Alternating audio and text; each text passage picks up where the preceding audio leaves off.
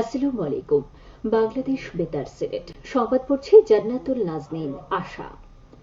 প্রবাসী কল্যাণ ও বৈদেশিক কর্মসংস্থান মন্ত্রণালয়ের প্রতিমন্ত্রী শফিকুর রহমান চৌধুরী এমপি বলেছেন, 14 মে আওয়ামী লীগ সরকারের নেতাকর্মীদের জন্য আরেক কালো অধ্যায়। 2007 সালে 1-11 সরকারের হাতে দেশের অনেক রাজনৈতিক নেতা নির্যাতনের শিকার হয়েছেন। সেই নির্যাতনের বিভীষিকা আজও অনেকের মনে দগদগে ঘা হয়ে আছে।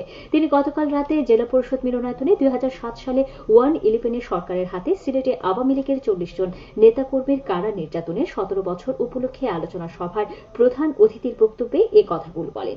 প্রতিমন্ত্রী আরো বলেন, কারাগারের অন্ধ প্রকোষ্ঠে কেটেছে দিনের পর দিন, মাসের পর মাস।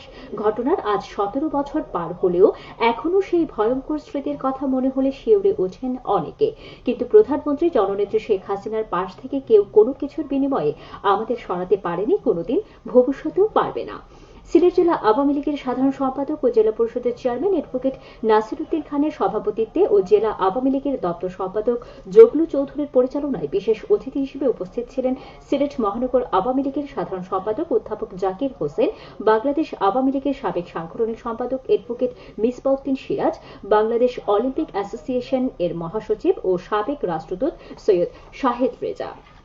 উপজেলা পরিষদের তৃতীয় ধাপের নির্বাচনকে ঘিরে চলছে প্রচার প্রচারণা। প্রার্থীরা ভোটারদের কাছে যাচ্ছেন, দিচ্ছেন নির্বাচনী প্রতিশ্রুতি। আইন অনুযায়ী ভোট গ্রহণ শুরুর 32 ঘণ্টা আগ পর্যন্ত চলবে এই নির্বাচনী প্রচার। আগামী 29 মে অনুষ্ঠেয় এ ধাপের নির্বাচনে সিলেট বিভাগের 10টি উপজেলায় ভোট গ্রহণ হবে। উপজেলাগুলো হচ্ছে সিলেট জেলার বালাগঞ্জ, ফেঞ্চুগঞ্জ ও বিয়ানীবাজার, সুনামগঞ্জ জেলার ছাতক ও দুয়ারা বাজার, মৌলভীবাজার জেলার কমলগঞ্জ ও শ্রীমঙ্গল এবং হবিগঞ্জ জেলার লাখাই সদর ও এদিকে আগামী 21 মে উপজেলা পরিষদের দ্বিতীয় ধাপের নির্বাচন অবাধ, সুষ্ঠু ও নিরপেক্ষভাবে সম্পন্ন করতে প্রিজাইডিং অফিসারদের প্রশিক্ষণ অনুষ্ঠিত হয়েছে গতকাল সিলেটের জৈন্তাপুর সরকারি উচ্চ বিদ্যালয়ে। উপজেলা প্রশাসন আয়োজিত এই প্রশিক্ষণে প্রধান অতিথি ছিলেন জেলা প্রশাসক শেখ রাসেল হাসান।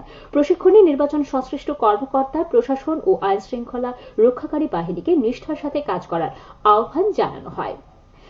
এদিকে সুনামগঞ্জ জেলার তাহিরপুরে উপজেলা পরিষদ নির্বাচন যত ঘনিয়ে আসছে ততই প্রার্থী ও সমর্থকদের মধ্যে মাঠের লড়াই জমজমাট হয়ে উঠেছে। এ উপজেলায় চেয়ারম্যান পদে প্রতিদ্বন্দ্বিতা করছেন 6 জন।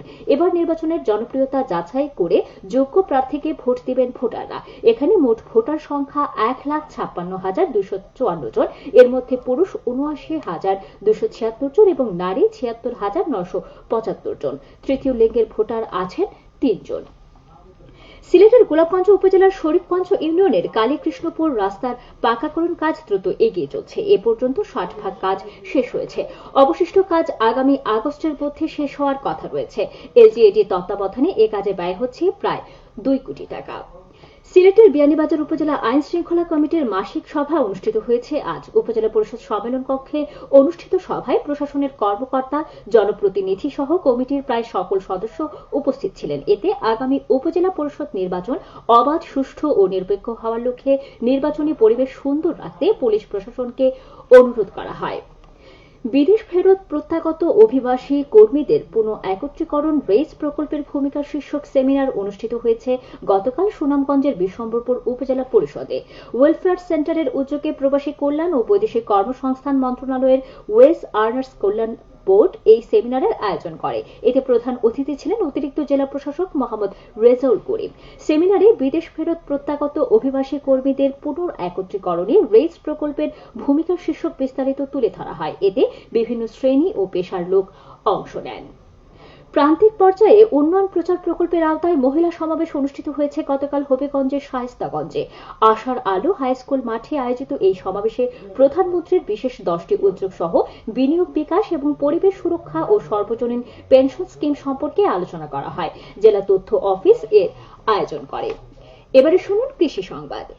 প্রাকৃতিক উপায়ে শাকসবজি ও ফল বলে পুষ্টির মান অক্ষুণ্ণ রাখতে করণীয় শীর্ষক দিনব্যাপী কর্মশালা অনুষ্ঠিত হয়েছে গতকাল মৌলভীবাজারে। জেলা কৃষি সম্প্রসারণ অধিদপ্তরের প্রশিক্ষণ কেন্দ্রে এর উদ্বোধন করেন সংসদ সদস্য জিল্লুর রহমান। কর্মশালায় ব্যবসায়ী, কৃষক, কৃষানী ও উদ্যোক্তারা অংশ নেন।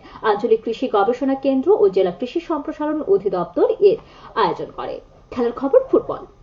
সিলেটের উসমানীনগর উপজেলার তাজপুর মোগলচন্ডী নিশিকান্ত সরকারি উচ্চ বিদ্যালয় মাঠে আয়োজিত টুর্নামেন্টের ফাইনালে উঠেছে সানজানা ফুটবল একাডেমি।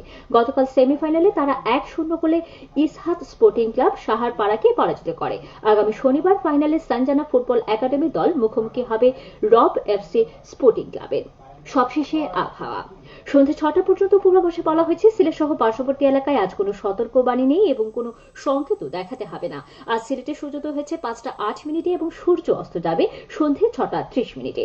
সংবাদ শেষ হলো। আমাদের পরবর্তী স্থানীয় সংবাদ প্রচারিত হবে বিকেল 4টা বেজে 30 মিনিটে।